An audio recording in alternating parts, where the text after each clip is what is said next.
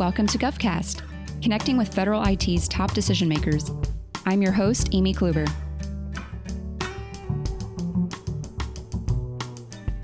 We are kicking off Season 4 of GovCast. We spruced it up a bit, taking into account some feedback from you, and also aiming to bring more insights and personal stories from government's top technologists. We hope you enjoy. The Department of Education has been undergoing a significant IT modernization journey. This year, the agency has been recognized for its significant improvement in its FITARA scorecard, which we know measures agency's IT management and procurement improvements. And then, of course, there's its cloud successes. CIO Jason Gray saw its benefits during the current pandemic's telework pivot. In this episode, you'll hear from Jason about where security comes into play and how his efforts are changing how the department works. All this to ensure its mission on protecting student data, coordinate federal aid, and enforce things like privacy and ethics, among its other roles.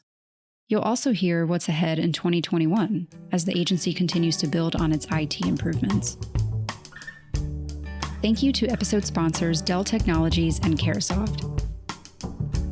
Welcome. I'm Eric Barnes, Director of Citizen Services at Dell Technologies. It's a delight to introduce a leader making significant strides in the education space while in the midst of the ongoing COVID-19 pandemic. Technology has played a major role in the transition in distance learning. Many educational organizations are trying to recreate an environment similar to in-school learning where students are the most comfortable. And in many cases, this requires a technology modernization effort. As schools are surmounting these challenges, the Department of Education is embarking on a digital transformation journey of its own, and Dell Technologies is dedicated to supporting them and other education institutions through this transformation.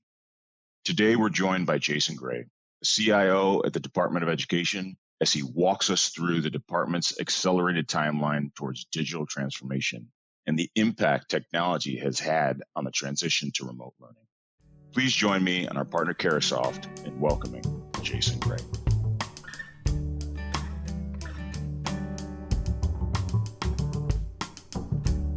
Jason, thanks so much for joining us on GovCast. Great to have you today. Thank you. So what got you interested in IT and what led you to the Department of Education now? So what got me interested in IT, several things.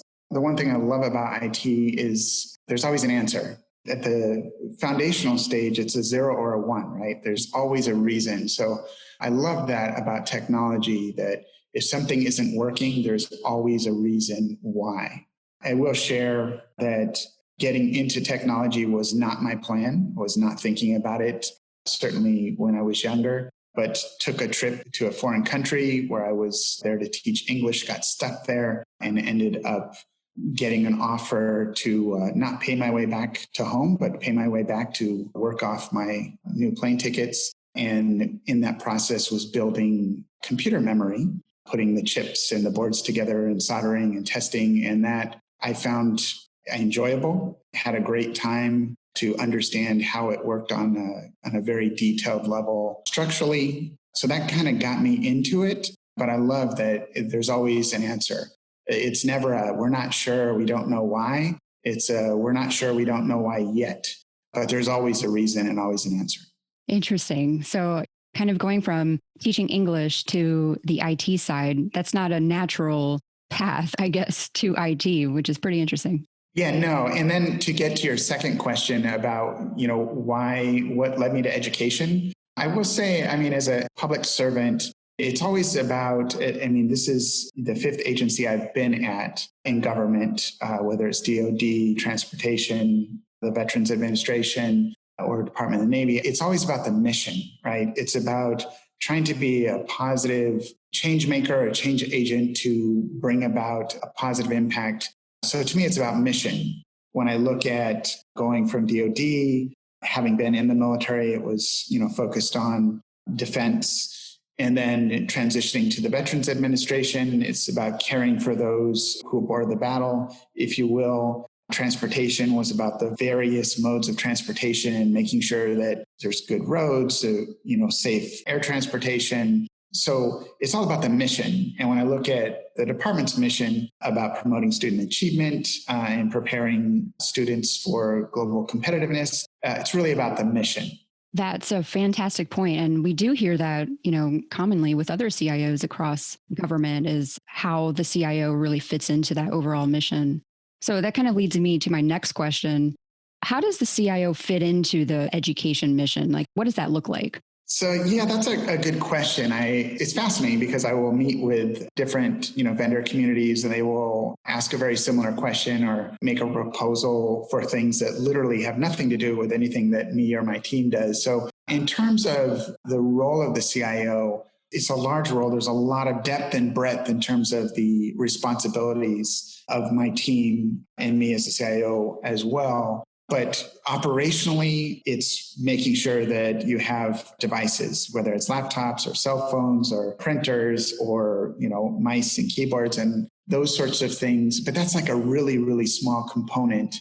There's also, making sure that from a governance standpoint that we're being efficient and effective with how we're spending the appropriated funds that we receive to drive the department to achieving its mission or accomplishing its mission as we strive for the vision of where we're going, all aligned, which is, it's a rather complex thing to do, but making sure that, when you have hundreds of systems and you have a lot of, hundreds of different requirements and capabilities you need to provide, you need to make sure that, you're overseeing that, but also that your team is, coordinating, collaborating with everyone so that we can do that in the most efficient way where we don't have a lot of duplication or redundancy to the point where we're spending money that we shouldn't be on things that we've already spent on. So it's managing from a governance standpoint, which is why we focused a lot on app and system rationalization so that we can consolidate down. There's that piece. And of course, certainly, if not the most critical piece, certainly always one of the top ones and top of mind for me is cybersecurity, right? Is we need to make sure that we're defending and protecting and securing the information and the systems that we have and we're responsible for, because there's unfortunately just a lot of bad actors out there that would have less than honest intentions for the data that we have and that we protect. So it's really, really focused on kind of those types of activities. And then, of course, the day-to-day interactions about ensuring that we're finding better ways and safer and more secure ways to deliver services to the customers that we have, which in turn also delivers services to the citizen as well. So it's kind of wrapping all of that together while also complying with, laws and, the compliance activities that we have to make sure that we're doing.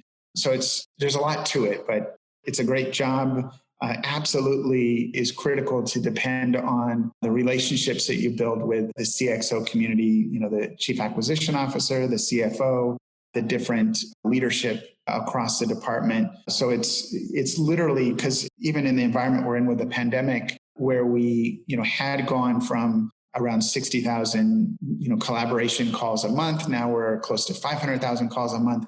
Everything is dependent on technology. So making sure that those relationships are there and the understanding from a business standpoint of what the department needs and making that a reality in a safe and secure fashion.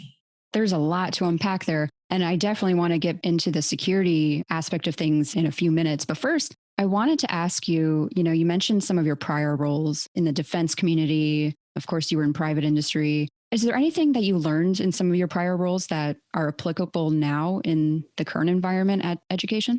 Absolutely. I mean, it's funny because whether it was my time in the military, I was in the Army, and the structure and the discipline that you learn there. I mean, ideally, every single interaction that you have in life should be teaching, right? You should learn something from it.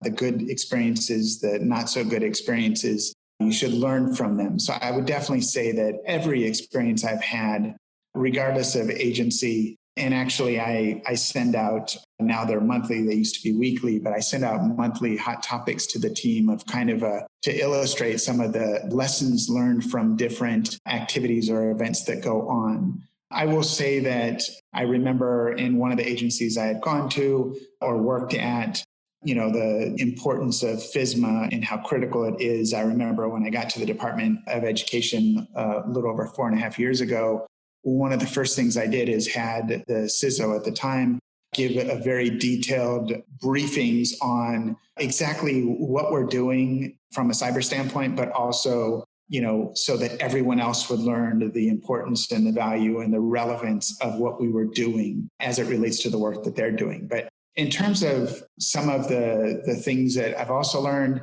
relationship management is absolutely critical. And this goes across the board, meaning that as a leader, you depend on your team to get stuff done. As you grow in, promotions and responsibility, you realize that, when I was young, you think, oh, great, I'm in charge, I'm responsible for, and I have these people who work for me. Well, as you get older and you certainly learn, and I know I've heard this before, but it's not that you have all these people that work for you, it's that you work for all of these people.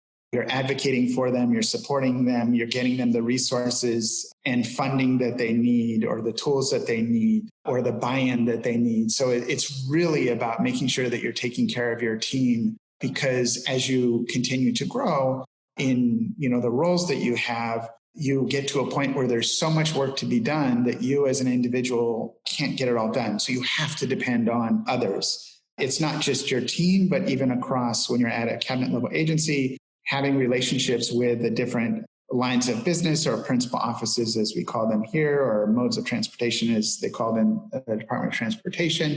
It's about building those strategic partnerships and, showing and demonstrating the value that you're bringing to the organization as a whole. So in terms of lessons learned, relationship management is absolutely critical. It has to be genuine, it has to be sincere, and you have to take care of your people, because without people, you can't get it done. You will not be able to get it done. So that has been critical. One maybe last piece that I know that when I was at transportation became very relevant to me. I was responsible for their IT portfolio, but the importance of governance. And I'm not talking about red tape. What I'm talking about is being able to clearly understand how what you are doing as an organization is aligned with what the organization needs to achieve, and you're doing it in a safe, secure, and cost-efficient and effective manner. That is absolutely critical.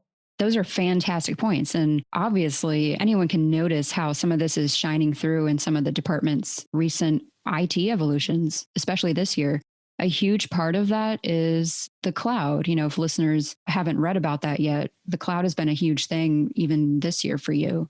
How have these efforts impacted how the department operates? Yeah, so I will say when I first got to the department, the technology was not where it needed to be. There was a lot of work that had been done. So we had a lot of work to do to improve the performance of some of our systems. It took a long time to log in and boot up. A lot of it had to do with the environment and the circumstances at the time. So in terms of, some of the challenges and changes, I look at cloud. We invested last year heavily in modernization. It was a multi-year plan that was put together shortly after I got to the department.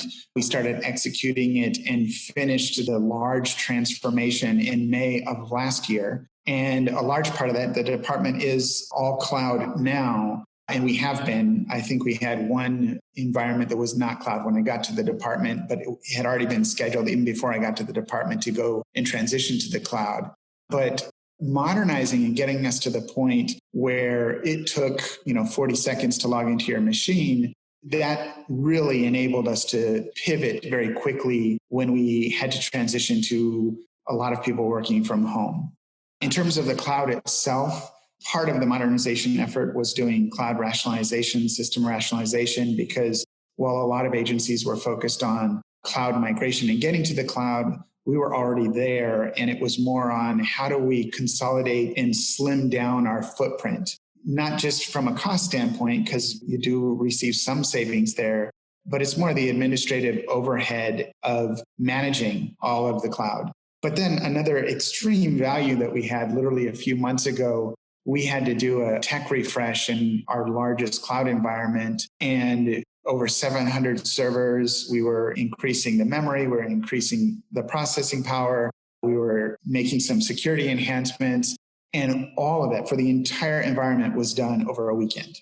In a non-cloud environment, that would have taken weeks, if not months to do with, 700 plus servers. hundreds of terabytes of information, but it was all done over a weekend. We wouldn't have been able to do that without the cloud. So the cloud has definitely been critical for us in being able to deliver the services we deliver at the department. And, all that work is surely paying off. Recently, we heard about your Stella FITARA score, for example. I have been very proud of the team. FITARA is absolutely critical. It's been critical since I've been at the department. It was critical before I got to the department. The team had a really solid plan. It's something we strive to continue. It is evolving and growing, but yeah, that has certainly been a top of focus element to everything that we're doing, because it's really about making sure that as the department CIO, that I can speak to the IT and the things that are going on, whether it's cloud, whether it's cost savings and avoidance, whether it's the cyber posture of the department. There's a lot of different elements that are currently assessed and rated. And the bottom line is FITARA is about making sure that not only the CIO understands their responsibility, but that the agency as a whole understands the importance of the position and the role, which I have been very fortunate at the Department of Education for the entire time I've been here, that has been clearly understood and supported.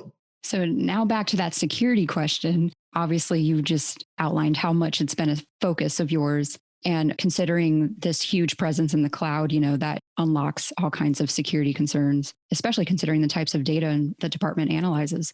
Where are you seeing those security priorities heading now? So that's a great question. I mean, security is one of those things that's never done, right? I mean, we have made significant strides in the way that we're securing and protecting and defending the information that we're responsible for.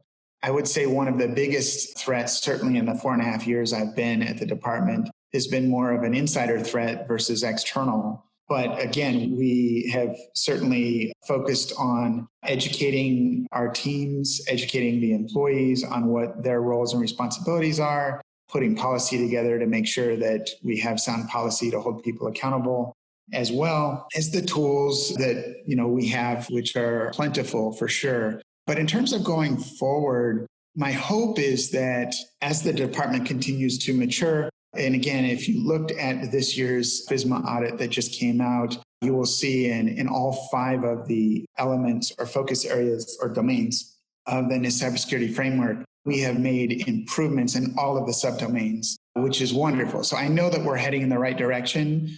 It's a challenge, right? Because we just transitioned to a new environment. We knew there were things that we need to do, but we wanted to make sure that we did them in the new environment versus having to pay twice. You do it in the old environment and then you do it in the new. But the real focus going forward is going to continue to do the work that we're doing, of course, faster and ideally more efficiently, to make sure that we're, protecting and securing the data that we have and that we're responsible for. But I know that our CISO is focused a lot on zero trust. There's a lot of work that we're doing in that area. We've got some pretty significant identity, credentialing, and access management from a program standpoint that is going to continue to strengthen and enhance the cybersecurity of the department. Even our Inspector General's report this year showed that we just need to keep doing what we're doing. So a lot of that is going to be focused on that. I definitely don't want to take away the benefits that we'll get with automating a lot of the activities that we have, because some of the challenges is humans are fallible. We make mistakes, and any opportunity we have to remove the human element where possible is where I'm going to spend a lot of time focusing on using things like robotic process automation and AI where applicable. Those are some of the things that we're going to be focused on heavily, certainly in the coming years. Going back to the pandemic that we're currently experiencing, I understand education does not have oversight on anything going on with the virtual schooling nationwide, but you did mention it has a role with the data aspect, the security data aspect. Can you elaborate on that? Sure. So a lot of the activities that we've been doing as it relates to the pandemic has been literally through the collaboration and working with the NGOs and non-government organizations and schools on best practices, threat intelligence, and collaboration. For example, we know that there's a lot of again, bad actors out there who want to exploit the pandemic, or they want to exploit different activities that are going on as it relates to people working from home. So we've really focused heavily on making sure that we're getting out in front of that, talking about, sharing about like phishing attempts or strategies and techniques that are being used, and communicating that out as well to the community. So the focus has really been on through, information sharing, threat intelligence sharing, and focusing on ensuring that we're providing guidance and tips, if you will, on whether it's the protecting controlled unclassified information for non-government organizations, or as I mentioned about like best practices. So the focus has been on there. Another piece, of course, that my organization has had when it comes to CARES Act funding, and the department received quite a substantial amount of money to issue out there and to deploy to the nation. The focus is on making sure that the systems we have can handle the very strenuous amount of, hey, you got to get this out there. It's got to be done very quickly and securely. So it's also shoring up and making, I don't want to say shoring up because they've been secure, but making sure that the systems are running optimally to provide the services that the citizen depends on from the department. Is there anything about technology in particular that you learned this year during the pandemic? That's a great question, because I feel like technology, does what it's told to do. It does what it's designed to do. I certainly learned and reinforced that the modernization has been absolutely critical. It's not typically a fun topic to talk about, because usually you're talking about spending money and you have to compete for resources. I am fortunate that we've had the support for the modernization efforts that we've had, because from a technology standpoint, it is an absolute enabler. I would attribute from a technology standpoint, a lot of the ability for the department to transition to near 100% telework was as it relates to our modernization efforts and the quality of the technology we have. I believe we were one of the first federal agencies to transition 100% to Windows 10, which was great. So I feel like from a technology standpoint, there's some lessons learned there. I would say from a people standpoint, one of the resounding lessons is it's amazing how resilient the federal workforce is, how creative and innovative they are and agile they are in order to adjust to literally some pretty unexpected events with some very anticipatable results. That's probably the biggest lesson. Another thing I was very proud of and happy about was the collaboration and partnership between the CIO community across federal government. Even from a vendor standpoint, the amount of engagement that we have had, certainly in the last 9+ months, has been phenomenal, where people are truly out there to try and help us to achieve our mission, where the focus is on how can we help versus how can we sell something. So that was certainly some lessons from this pandemic so far. Wow, amazing. Considering what's been going on during this pandemic, is there anything that you see your focus taking you, I guess, at the department after the pandemic or even into next year? Yeah, I would say, it comes down to 5 key areas, right? I definitely am looking at improving or enhancing and advancing the cybersecurity posture of the department. Again, an unending battle for sure, but a lot of work to do there. Looking forward to the continuance of that. Also refining and fine-tuning our governance to make sure that all the I's are dotted and T's are crossed, and that we can very easily align what we're doing and what we have done with where we're going and where we need to go. I would say IT modernization is going to be absolutely critical to continue down the journey. When I first got to the department, we did an assessment to establish an as-is environment, created a to-be environment, and then kind of the roadmap to get there. So I look forward to continuing that. Number 4 would be focusing heavily on user experience and customer experience, making sure that our customers and end users are getting what they need to do their job, which should translate to our citizens who leverage the services getting what they need from the department. And last but certainly not least is focusing on organizational health and making sure that I am doing what I need to do to take care of and support my team and organization as a whole, or, to adjust and shift to the unique needs of every employee and partner that I have within the department.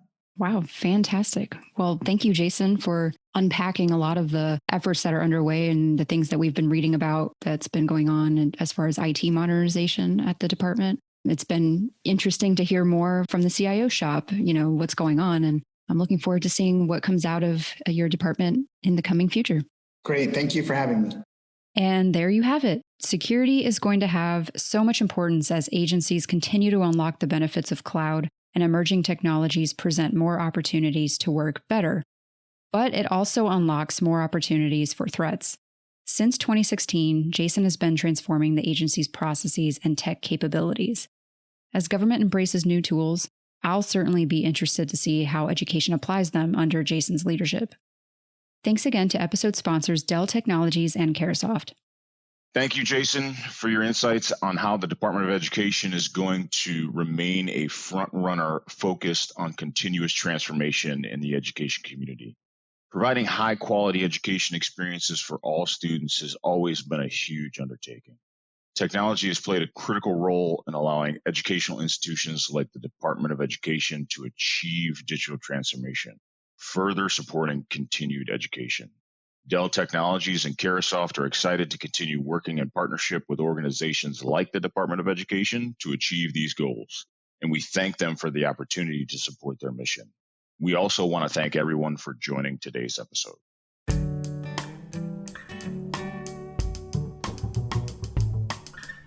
GovCast is a production of Government CIO Media and Research. For more podcasts, head to our website. And please, if you liked what you heard, let us know by leaving us a review in iTunes. We continue to strive to help you connect with federal IT's top decision makers. Thanks for listening.